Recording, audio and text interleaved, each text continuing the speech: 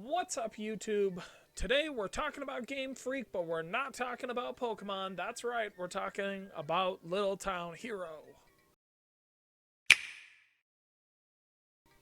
So, Little Town Hero first was announced to us. I forget what presentation it was, but very few details were pumped out about this game. It seemed to lead to a lot of speculation that Game Freak was working on another AAA title, $60 game, and they were splitting their resources in half, leading a lot to be mad about Pokemon. And then it became pretty clear that Little Town Hero was a pretty self contained, small, digital only game with very few people from Game Freak actually sitting in and working on it. But regardless, let's talk about it. So, Little Town Hero is the cutest little game to come as of late. It is an eShop game and it punches above its weight class, I think.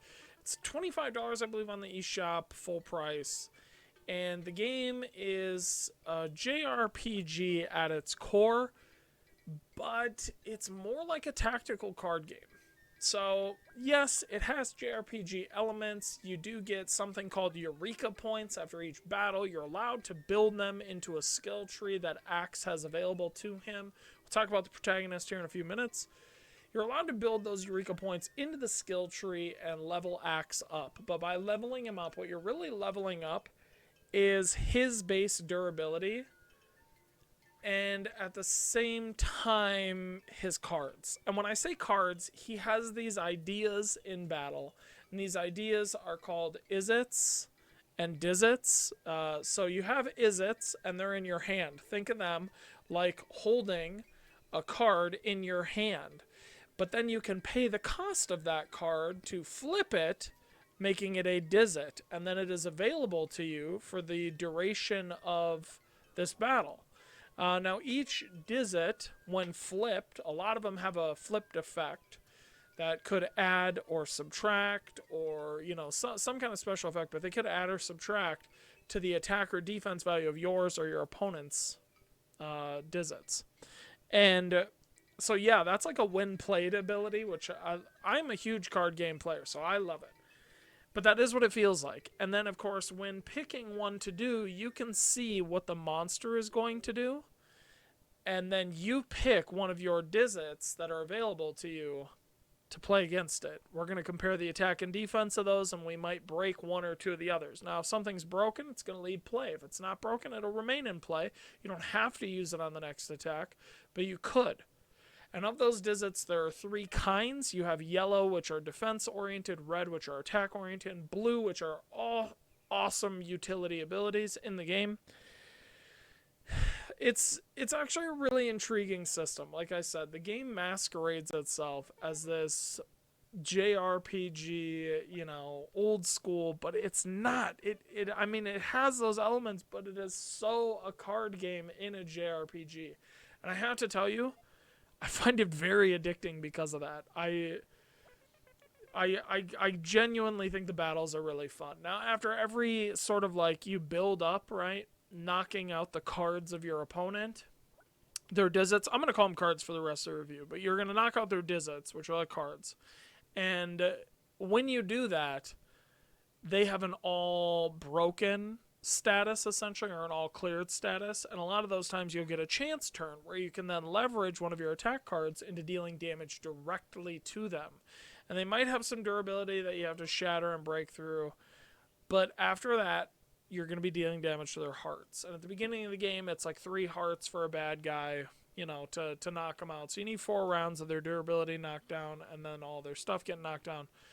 One really interesting part, though, is this sort of roll to move aspect. Now, some Dizzets are going to give you the ability to free move after you use them. Not usually after you flip them, most are after you use them.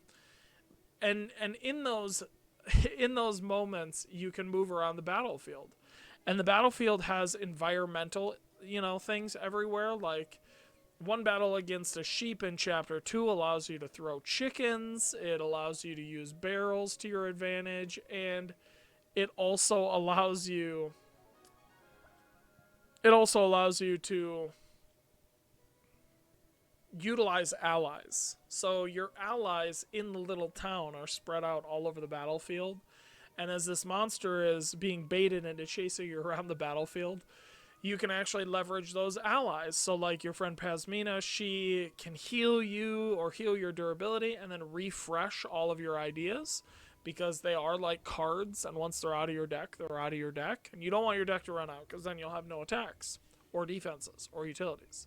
So she can refresh it. Your rival slash buddy deals damage directly to the monster. On guard, the guy who trains you, who's a castle guard, he deals damage to all of the enemy's Dizzits that are available, and that's really powerful. Your best friend, Nels, he gives you essentially one of your Izzits, one of your unpaid for cards in hand, he makes free. So that's really powerful. That's really powerful and neat stuff, but you have to be able to get to them. So there's timing involved in that roll to move aspect, but there's also timing involved in using your ideas that give you free movement. Like knowing that you have it and saving it until the next round when your enemy gets all new Dizzits to bring them to on guard to hit all of that. Or knowing that you have a free move coming up and you just busted their durability, so you're going to leverage that free move to get to Matic and have Matic deal one straight up heart to them. It's a really interesting system, and it's really addicting. Far more addicting than I thought. Another thing I think the game does well is, while it is on guardrails and you are doing all of these things, like, you know, progressing chapter to chapter, story to story, you are also able to free roam the town a bit. And there is a scarecrow that allows you to challenge monsters you have fought before. So you can refight monsters if you want, and thus re-experience portions of the game that you've already experienced. And of course, in doing so, you do get Eureka points, so you can kind of build up your character by doing that. I don't know if it's necessary, but it's, you know, it's an option for you grinders out there.